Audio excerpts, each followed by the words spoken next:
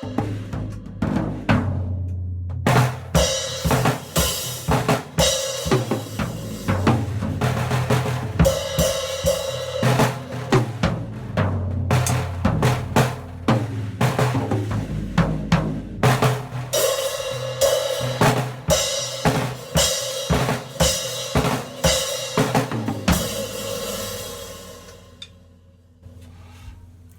welcome to Jazz Club. Nice. Please don't ever let me do that again. So here is my 1960s Premier Olympic Club kit. So an interesting little story behind this one. Originally, I bought this because I was after a 20-inch bass drum, as I mentioned in my last video. And they also happen to have an 18, which this doesn't actually belong with this kit. This is actually a Pearl 1980s, and it's made of fiberglass. So it's a pretty cool sounding drum, but it weighs a ton. It's really heavy. But because it's white and it matches the others, it just kind of fits in nicely. And since they threw it in with the kit, I certainly wasn't complaining. So when I got this kit home, it was just too good a kit to break up. So the 18 comes in handy as a spare. I usually put that with my wife's Mapex kit. But it also couples up nicely with this when I want an extra drum. Because the crazy thing is, this kit, as great as it is for playing jazz and playing quieter stuff, it's also incredibly powerful for its small size. And it's fantastic for playing rock.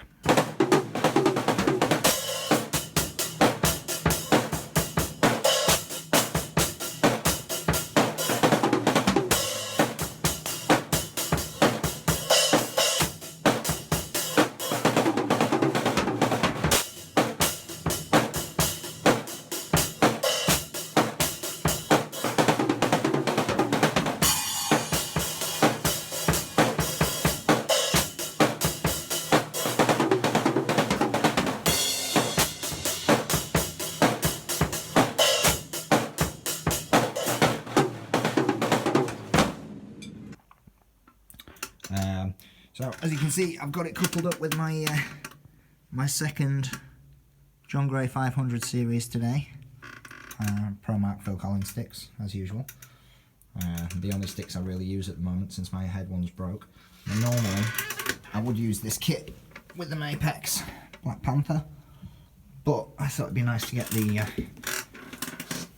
other John Gray out for a change, because I don't use it as often as I'd like. And it's kind of age appropriate when you're dealing with a 60s kit. You might as well stick with 50s and 60s drums, except for the one 80s drum there, but we'll have a look at that. So as you can see, 20-inch bass drum. The paint's a little bit scratched and tatty on it, but I absolutely love this kit. A couple of reasons. One, it sounds absolutely fantastic. You can see that's a 12-inch tom there, open-ended concert tom. I love this little roll at the end, the reinforcing hoop on the outside. They just don't seem to make them like that anymore. And all silver sealed inside, which these days I think there's only really Gretsch who still do that. So move around to the 16. Same again with the 16. 16-inch floor tom, open bottom concert tom. I don't know how well you can see that because we're going through the head. Maybe if we go from underneath. Also silver sealed inside. And the only other drum that I have that is silver sealed like that is my John Gray 16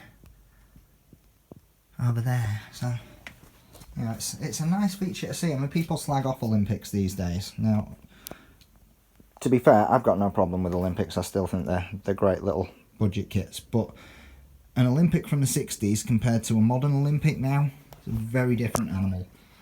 You know, the 60s, they built things that were quality, you know.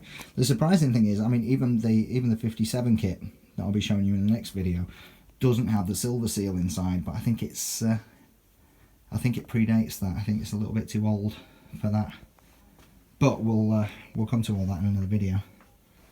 But yeah, this kit is great. It's fantastic. I use it for gigs and little impromptu shows.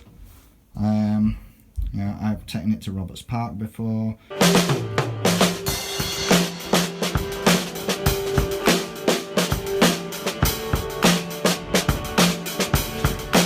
Used it for Rock and Roll Cinderella rehearsals at the beginning of this year. Unfortunately, it was a bit too loud for the venue, so we ended up using Richard's Yamaha DT Explorer instead, which is a great little electric kit.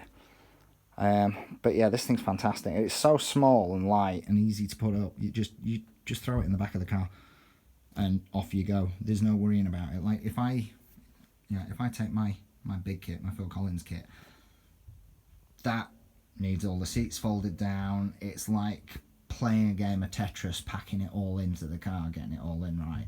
This thing, just throw it in, off you go. It's amazing. You know, it's so compact and so portable. But it's got a huge sound on it. I love it. It sounds absolutely fantastic.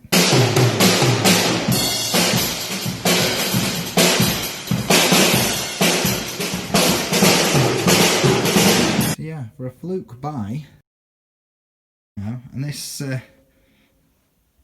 whole kit, you know, minus the snare drum, that didn't come with it, but the bass drum, the tom, and the 16, that all came to 30 quid. And an extra tenner for the big 18-inch tom. So 40 quid in total for all that, which I think is a bargain. It's already, you know, earned its keep. It's pretty much made its money back. So, and I love it. It's a fantastic little kit. So it's one that I will always have in my collection, because it's just so handy. It's one of those quirky little kits, you know, that's kind of mismatched and doesn't really belong anywhere. Nobody really wants it, but I love drums like that. This is what most of my collection's made up of, to be fair. Mismatched drums that nobody wanted for whatever reason, and I love them. I think they sound great. But yeah, it is. It's not the neatest of kits. It's got battle scars. It's got some history. It's been around in its time, and it shows its age, but it sounds great.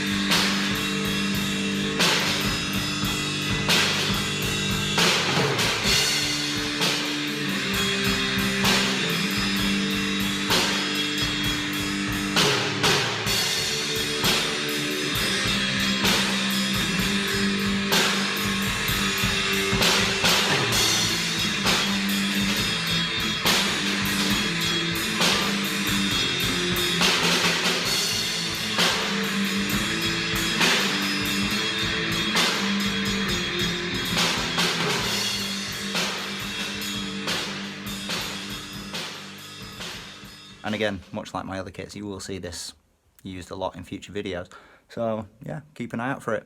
The next video, we will be looking at the Premier 57 kit. Oh, I'm really looking forward to this one, because this was one that took me completely by surprise, and it is a fantastic kit. So stay tuned for the next video. Thanks for watching. Thanks a lot. Have a great Christmas. Bye.